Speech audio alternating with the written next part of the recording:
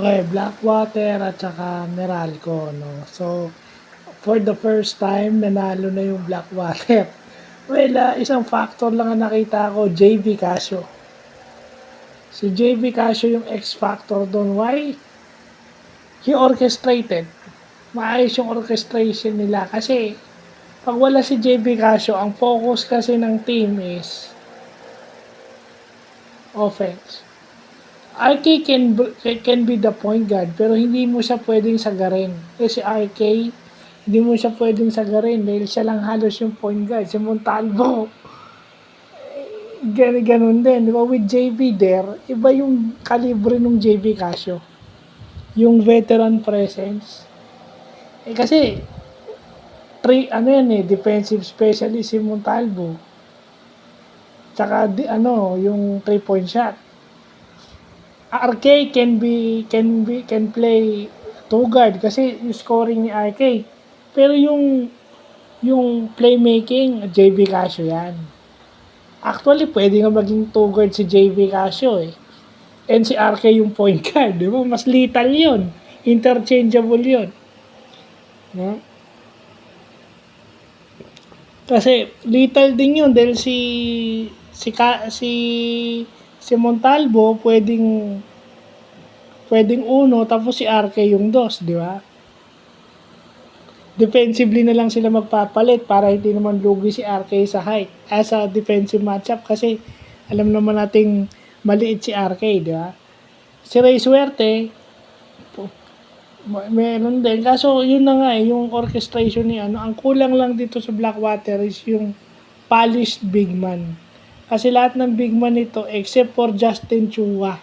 Si Justin Chua lang yung legit center nito na pwedeng undersized power forward kung PBA game, PBA standard yung titignan mo.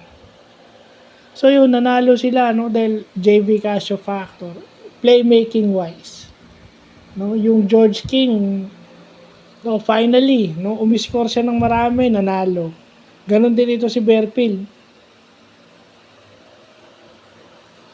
Actually, if you put Berfield and Ray Suerte, that's a lethal combination. Meron ka pang James Quecote o James Canlas, di ba? Ay, kita nyo yun. Kaya kulang lang na itong Blackwater big man. They got Troy, pero dapat nga hindi nila binitawa si Troy, pero napunta na ng Hinebra eh. Pero ganun talaga, no? It's their best. Kaya nga sinasabi, sana mapolish, okay? Mapolish itong laro ni Clifford Hopia. Kasi yung defense nito with his height, pwede na. Pero yung offense nito, kailangan mapolish. Kasi magiging threat yan. Kasi pag pinasok mo si Christian David, di ba? Tsaka si Justin Chua lang talaga yung sentro mo.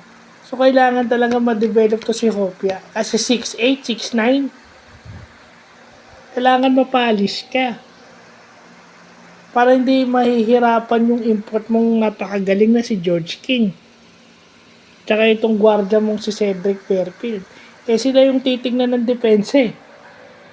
I mean, luckily for them, Meralco played all Filipino dahil na-injured yung import nitong yung isang nabali yung ilong tsaka yung import nito na-injured pa so nagkamalas-malas yung Meralco. Well, yun na nga yun. Dapat talaga panalo ang Blackwater dahil walang import yung Meralco. So, given na yun. So, yun lang po.